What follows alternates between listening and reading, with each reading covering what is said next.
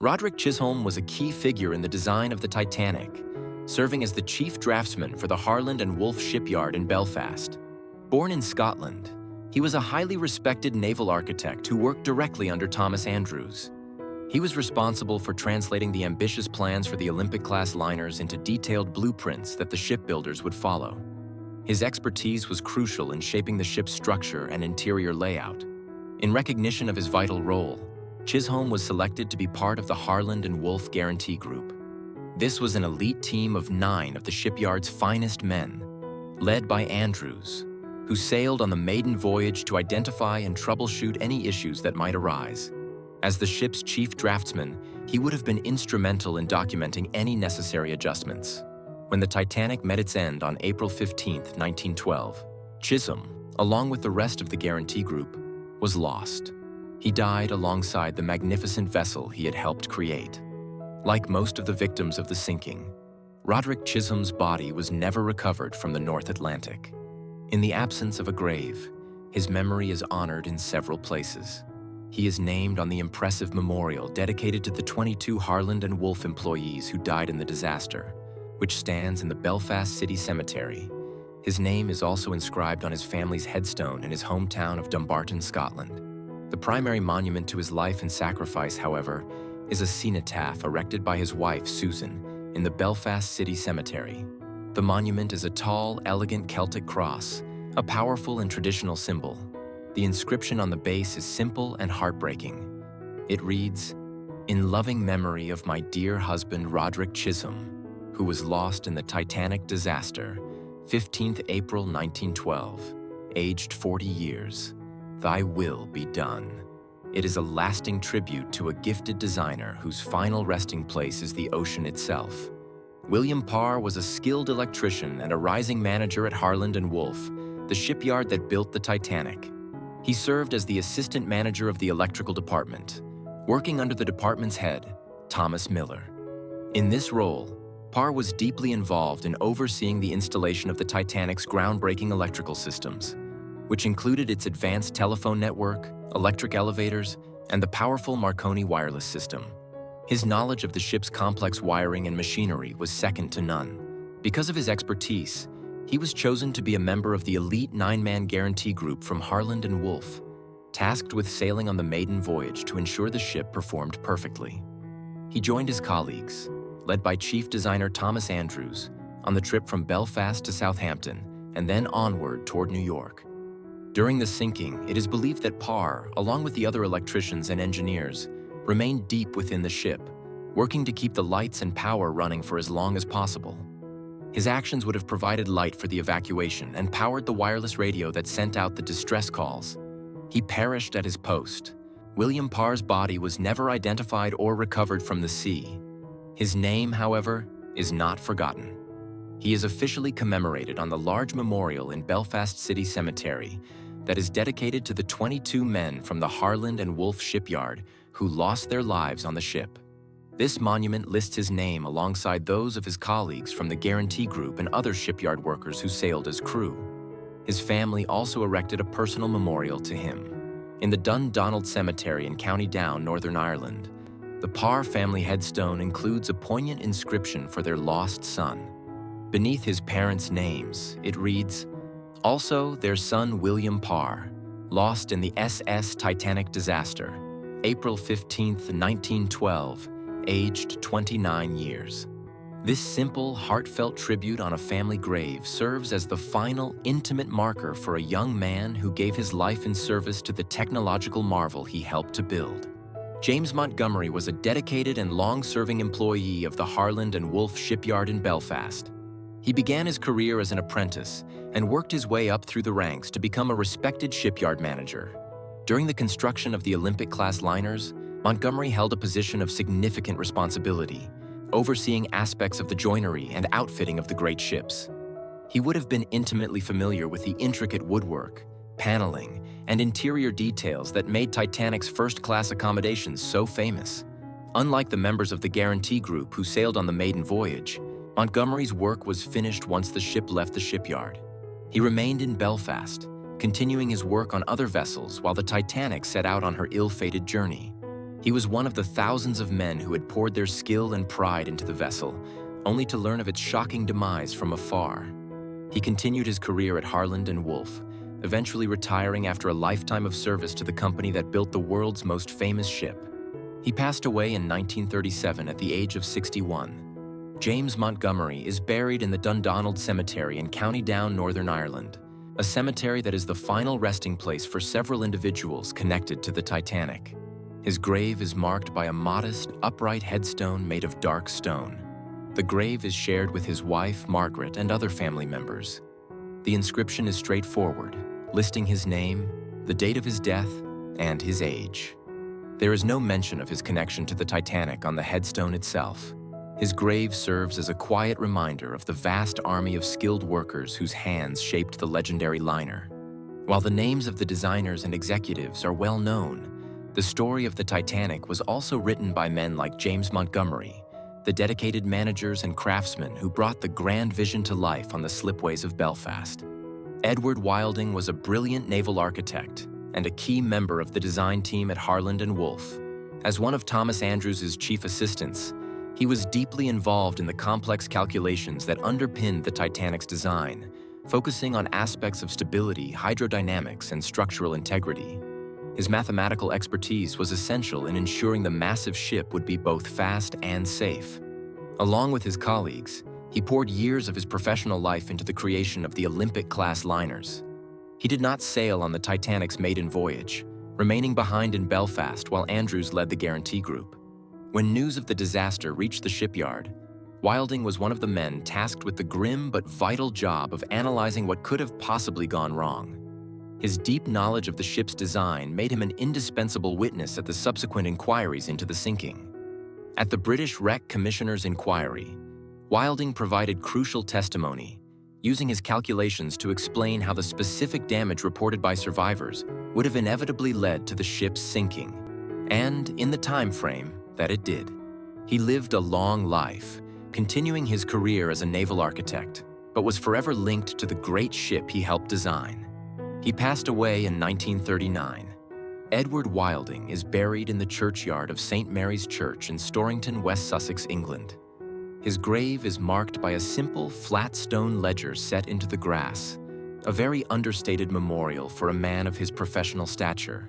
The stone is weathered and covered in lichen, blending into the peaceful, historic churchyard. The inscription is simple, bearing his name, his dates, and the names of his wife and other family members. Like many of his colleagues who were not on the ship, his gravestone makes no mention of his connection to the Titanic. His legacy is not carved in stone, but is found in the detailed transcripts of the official inquiries, where his clear, precise testimony helped the world understand the technical reasons behind the loss of the unsinkable ship. Harold Arthur Sanderson was a powerful figure in the world of transatlantic shipping and a key executive in the story of the Titanic. He was a director of the White Star Line and the head of the International Mercantile Marine Company, or IMM in Europe. The IMM, J.P. Morgan's Shipping Trust, was the parent company that owned the White Star Line, making Sanderson one of the most senior officials responsible for the Titanic. He worked closely with J. Bruce Ismay and Lord Peary in the management and operation of the company's fleet. Sanderson was instrumental in the administrative side of the Olympic-class project, overseeing logistics, scheduling, and the public image of the new liners. He was not on board the Titanic for its maiden voyage, instead managing the company's affairs from his offices in Liverpool and London. When news of the disaster arrived, he was thrust into the center of the crisis, dealing with the media, the anxious families of passengers, and the immense corporate and financial fallout. He would later testify at the British inquiry, defending the company's practices while facing intense scrutiny. He remained a prominent figure in the shipping industry for many years, eventually retiring from his leadership roles. He died in 1932. Harold Sanderson is buried in the churchyard of St. Michael and All Angels Church in the village of Lidgate near Manchester, England. His final resting place is a large and impressive family grave, marked by a massive stone cross set upon a multi-tiered base, reflecting his significant social and professional standing. The monument is carved from gray granite and stands prominently in the churchyard. The inscription on the base memorializes Harold Sanderson, his wife Maud, and their children. The epitaph is traditional, with no specific mention of his famous connection to the White Star Line or the Titanic. His grave is a monument to a family dynasty, a quiet final statement for a man who managed the business of ocean liners and was left to preside over the aftermath of its most catastrophic failure. Commander Charles Alfred Bartlett, known as Iceberg Charlie, was a highly respected captain and the Marine Superintendent for the White Star Line. In this crucial role, he was responsible for the crewing and provisioning of the company's ships, and he was the man who officially appointed Captain Edward J. Smith to command the Titanic. Bartlett's connection to the ship was even deeper. He was the first commander of the Titanic's sister ship, the HMHS Britannic, and was held in such high esteem that it was widely believed he would have been given command of the Titanic had Captain Smith retired as planned before 1912. As Marine Superintendent, Bartlett was on the docks in Southampton to see the Titanic off on her maiden voyage, wishing his friend Captain Smith well. When the news of the sinking reached England, Bartlett was devastated by the loss of the ship and so many of his colleagues. He continued his long and distinguished career with the White Star Line, earning his nickname Iceberg Charlie for his cautious approach to navigation in icy waters following the disaster. He served with distinction during the First World War and eventually retired as the company's most senior Commodore. He passed away in 1945. Commander Bartlett is buried in the graveyard of the Chilworth Old Parish Church in Southampton, England. His grave is marked by a simple, elegant headstone made of white stone, befitting a man of the sea. The headstone has a curved top and is inscribed with his name, his rank of Commodore, and his service decorations. The inscription reads, "In loving memory of Commodore Charles Alfred Bartlett," followed by his dates. Below this, it touchingly notes, 45 years in the service of the White Star Line. While the Titanic is not mentioned by name, this dedication to his lifelong employer serves as a direct link to the world of the great ocean liners and his role in their story. The grave is a tribute to a long life of service, forever connected to the ship he helped staff and send on its one and only voyage. Gustav Wilhelm Wolff was a German-born British shipbuilder and a co-founder of the legendary shipyard Harland and Wolff. In 1861, Wolff went into partnership with his former colleague, Edward Harland, creating the Belfast-based firm that would grow to become one of the most important shipbuilding companies in the world. While Harland was the primary naval architect and innovator, Wolff was a brilliant financier and manager. He secured the crucial funding that allowed the fledgling shipyard to grow, most notably from his uncle, who provided the investment that allowed them to buy the shipyard from their previous employer. Wolff's business acumen perfectly complemented Harland's engineering genius. Together, they built a company renowned for its quality and scale, establishing the deep and exclusive relationship with the White Star Line that would ultimately lead to the commission for the Titanic. Wolff retired from the shipyard in 1906, several years before the Titanic's keel was laid, and also served as a Member of Parliament for Belfast. He lived to see the great ship launched, but passed away in April 1913, almost exactly 1 year after the Titanic's tragic sinking. Gustav Wolff is buried in Putney Vale Cemetery in London, England. He was interred in the same grave as his mother, Fanny. His final resting place is marked by a modest, upright granite headstone, which is quite understated for a man of his industrial and political importance. The headstone is small with a rounded top, and its inscription is simple and to the point. It lists his mother's name first, followed by his own. Also, Gustav Wilhelm Wolff, born 10th November 1834, died 17th April 1913. There is no mention of the shipbuilding empire he co-founded, nor of the famous ships it produced. His grave is a simple family marker, a quiet end for one of the two men whose vision and partnership created the industrial giant that built the RMS Titanic. Sir Edward James Harland was the visionary shipbuilder who founded the company that built the Titanic. In 1858, Harland bought the small shipyard on Queen's Island in Belfast, where he worked as general manager. And in 1861, he formed a partnership with Gustav Wolff, creating Harland and Wolff. Harland was a brilliant and forward-thinking naval architect. He pioneered numerous innovations in shipbuilding, most famously, the Belfast bottom, a flatter-bottomed hull design that increased strength and cargo capacity. This innovation, along with his focus on creating longer ships with iron decks, helped establish a close relationship with Thomas Henry Ismay's White Star Line.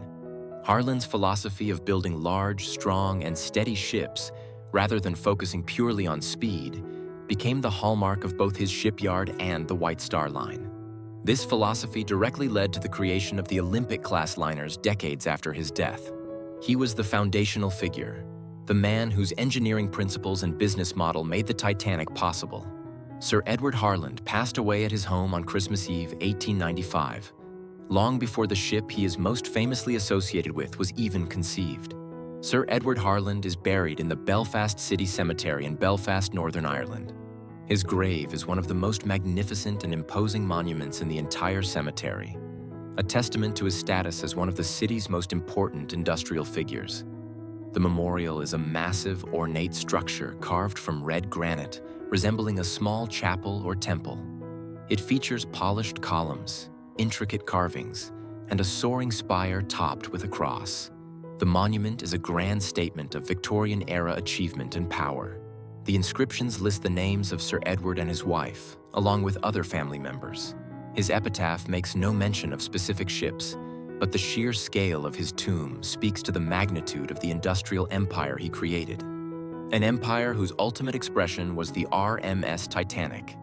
Thomas Henry Ismay was the visionary founder of the modern White Star Line and the father of the company's chairman, J. Bruce Ismay. In 1867, Ismay purchased the bankrupt White Star Line for the modest sum of £1,000. He transformed the company by forging an exclusive partnership with the promising Belfast shipyard of Harland and Wolff. Their deal was that Harland and Wolff would build all of White Star's ships, and White Star would not solicit bids from any other builder. This partnership was based on a shared philosophy: to compete on luxury and comfort rather than pure speed. Ismay commissioned a series of increasingly large and opulent liners, culminating in the Oceanic of 1899, a ship that was considered the blueprint for the modern luxury liner. It was this long-established strategy of bigger is better that his son, J. Bruce Ismay, would take to its ultimate conclusion with the Olympic-class ships. Thomas Ismay created the corporate culture, the business relationships, and the grand vision that directly led to the existence of the Titanic. He died in November 1899, just weeks after seeing his final masterpiece, the Oceanic, enter service. Thomas Henry Ismay is buried in the churchyard of St. Bartholomew's Church in the village of Thurston, on the Wirral Peninsula in England. His grave is marked by a massive and ornate monument that reflects his immense wealth and status as a shipping magnate. The grave is surrounded by a low stone wall and features a very large altar-style tomb chest made of red sandstone, upon which rests a massive, intricately carved Celtic cross. The memorial is covered in elaborate Celtic knotwork designs. The inscription around the base of the cross is from a hymn and reads, "Peace, perfect peace with loved ones far away in Jesus' keeping, we are safe and they." His grave is a powerful statement of his importance, a monument to the man whose ambition and vision laid the keel for the world's most famous ship. Alexander Montgomery Carlyle was one of the principal designers of the Titanic. As the general manager of the Harland and Wolff shipyard and the brother-in-law of the company's chairman, Lord Peary, Carlyle was in a position of immense authority. He was the man primarily responsible for the overall design, layout, and outfitting of the Olympic-class liners, including their decorations, equipment, and general arrangements. His most famous and controversial contribution to the Titanic story, however, involved the lifeboats. Carlyle designed the davits, the cranes used to lower the lifeboats, to be capable of carrying a total of 64 boats, a number that would have provided more than enough seats for every person on board. However, the existing British Board of Trade regulations only required 16 boats for a ship of Titanic's size. Carlyle's proposal for a larger number was overruled by the White Star Line, primarily for aesthetic reasons, as the extra boats would have cluttered the first-class promenade deck. Carlyle retired from Harland and Wolff in 1910, before the Titanic was completed, and did not sail on the voyage. Following the disaster, he testified at the British Inquiry, where he confirmed that he had originally envisioned a far greater number of lifeboats for the ship. He passed away in 1926. Alexander Carlyle is buried in Golders Green Cemetery in London, England. His grave is marked by a large and distinctive monument that reflects his status.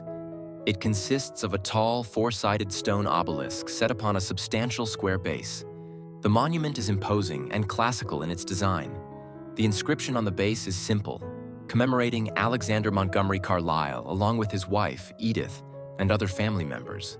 There is no direct mention of his work as a ship designer or his connection to the Titanic. His grave stands as a silent testament to the man whose foresight could have saved hundreds of lives. A designer forever remembered for the safety feature that was tragically omitted from his grandest creation. John Pierpont Morgan was the American financier and industrialist who was, in effect, the ultimate owner of the Titanic. His holding company, the International Mercantile Marine Company, or IMM, was a massive shipping trust he had formed in 1902 by acquiring several major shipping lines, including Britain's prestigious White Star Line. While J. Bruce Ismay managed the White Star Line's operations, J.P. Morgan held the ultimate financial control. The construction of the massive and luxurious Olympic-class liners was a direct result of the immense financial power Morgan brought to the company, as they were designed to be the flagships of his transatlantic empire. Morgan was deeply involved in the ship's creation and had his own personal suite reserved on board, Promenade Deck Cabin B-52. He was scheduled to sail on the Titanic's maiden voyage and had even attended the ship's launch in Belfast in 1911. However, he canceled his passage at the last minute, choosing instead to extend his vacation in France. The suite was occupied by another passenger. Morgan died of natural causes in Rome in March of 1913. Less than a year after the sinking of his prized vessel. J.P. Morgan is buried in the Cedar Hill Cemetery in Hartford, Connecticut, his family's hometown. His grave is marked by a colossal yet strikingly simple monument. It is a massive, rectangular sarcophagus made from a single block of polished red granite. The monument is unadorned, with no carvings, crosses, or decorations of any kind. The only inscription on the immense stone is the single word, Morgan. The sheer size and minimalist design of the tomb convey a sense of immense power and influence, a fitting tribute to a man who was one of the most dominant figures of the Gilded Age. His grave is a monument to a financial empire, the same empire that financed the construction of the RMS Titanic and which was shaken by its loss. William James Peary, known as Lord Peary, was the chairman of the Harland and Wolff shipyard and one of the most powerful men in the shipbuilding industry. The creation of the Titanic was his idea, born during a dinner meeting in 1907 with White Star Line chairman J. Bruce Ismay. Together, they conceived of a new class of liners that would be the largest and most luxurious in the world, prioritizing comfort and size over speed. As the head of Harland and Wolff, Lord Peary personally oversaw the ambitious project from conception to completion. He was the driving force on the builder's side, ensuring his shipyard could deliver on the grand vision he had helped create. He was immensely proud of the Titanic and, like J.P. Morgan, had planned to be a passenger on its maiden voyage. However, shortly before the ship was due to sail, he fell ill, likely with a recurring prostate problem, and had to cancel his trip. His illness saved his life. In the aftermath of the sinking, Lord Peary was a key witness at the inquiries, providing testimony about the ship's construction and safety features. He continued to lead Harland and Wolff until his death. He died in 1924 from pneumonia while on a business trip at sea off the coast of Cuba. Lord Peary's body was transported back to his native Belfast for a grand civic funeral. He is buried in the Belfast City Cemetery, in a grave that overlooks the shipyards where he built his empire. His tomb is one of the most prominent in the cemetery, a large and stately memorial befitting his title and his contribution to the city's industry. The grave is marked by a pale granite monument in the form of a classical temple, featuring carved columns and an ornate roof structure.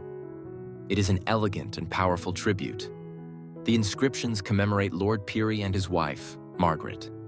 It is a monument not just to a man, but to the golden age of Belfast shipbuilding, a period of industrial might that reached its zenith and its most tragic moment with the RMS Titanic. Joseph Bell was the chief engineer of the RMS Titanic and the head of the ship's engineering department.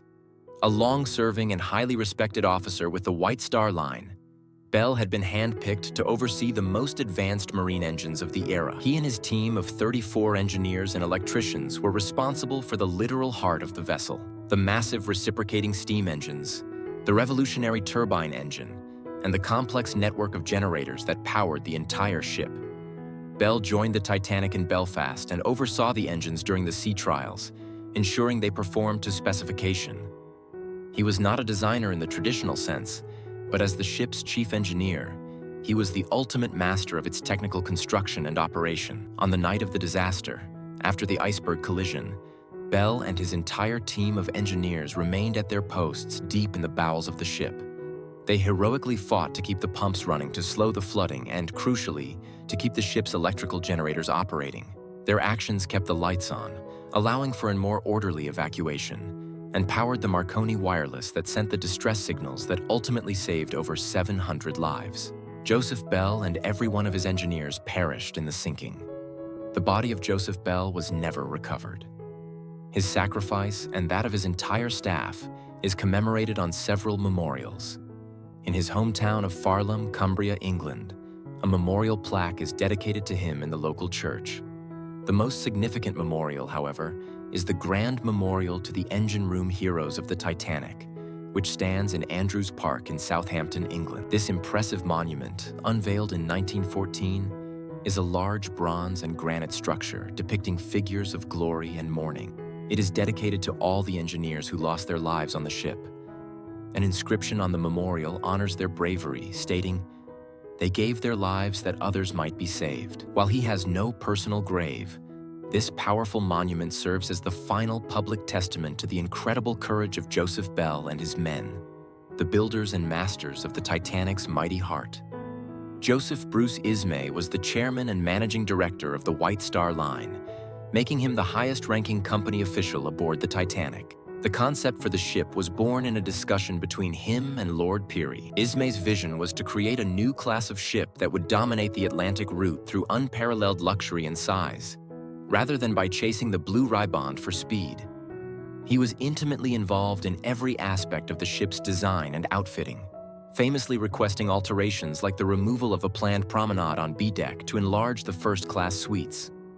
He was aboard the maiden voyage to observe his creation in action. When the ship began to sink, Ismay assisted with the loading of the lifeboats.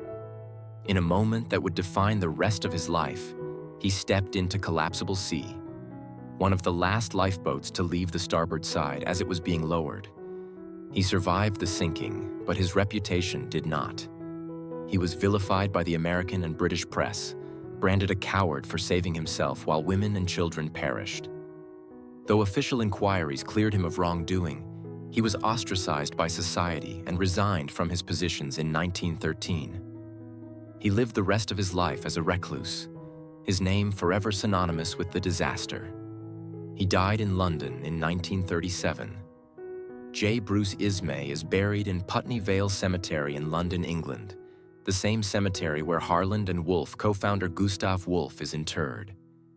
In stark contrast to the grand monuments of his peers, Ismay's grave is remarkably simple and discreet. It is a low, curb-style grave marked by a small, plain stone curb surround with a simple ledger stone inside.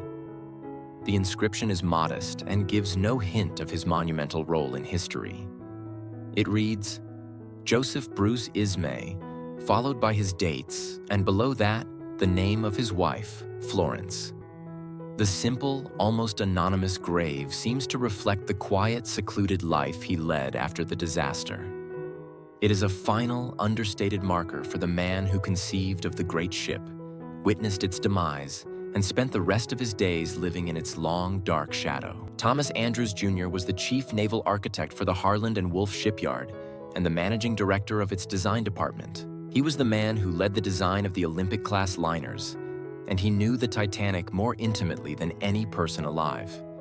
He oversaw every detail of its construction, from the strength of its hull to the placement of the furniture. Andrews was beloved by the shipyard workers for his kindness, fairness, and encyclopedic knowledge of shipbuilding. As was his custom with all new Harland and Wolff vessels, he led the 9-man guarantee group on the Titanic's maiden voyage, meticulously taking notes on potential improvements. When the ship struck the iceberg, Captain Smith summoned Andrews to assess the damage. After a quick tour of the flooded forward compartments, it was Andrews who delivered the calm, calculated, and devastating prognosis. The ship was mathematically doomed and would sink in under 2 hours. For the remainder of his life, Andrews was a figure of unwavering heroism. Survivors reported seeing him all over the ship, calmly directing passengers to the boat deck, urging them to put on their life belts and helping with the evacuation. He was last seen standing alone in the first-class smoking room, staring at a painting of Plymouth Harbor, having done everything humanly possible to save the passengers of the great ship he had built. The body of Thomas Andrews was never recovered. His legacy as the heroic creator of the ship is honored in his hometown of Comber, County Down, Northern Ireland. The primary memorial is the Thomas Andrews Jr. Memorial Hall, a community hall built by public subscription and opened in 1915. It serves as a living monument to his life and sacrifice. His official cenotaph is located in the Comber Cemetery. There, the Andrews family plot is marked by a large headstone. An inscription on the side of the main memorial stone is dedicated to him. It reads, Thomas Andrews Jr., aged 39 years, eldest son of the Right Honorable Thomas Andrews and Eliza Andrews, lost at sea in the foundering of the SS Titanic, 15th April 1912. Pure, just, and honorable, he followed the path of duty in the face of death. This epitaph perfectly captures the character of the man widely regarded as the true hero of the Titanic disaster, the designer who gave his life for the ship and the people he felt responsible for.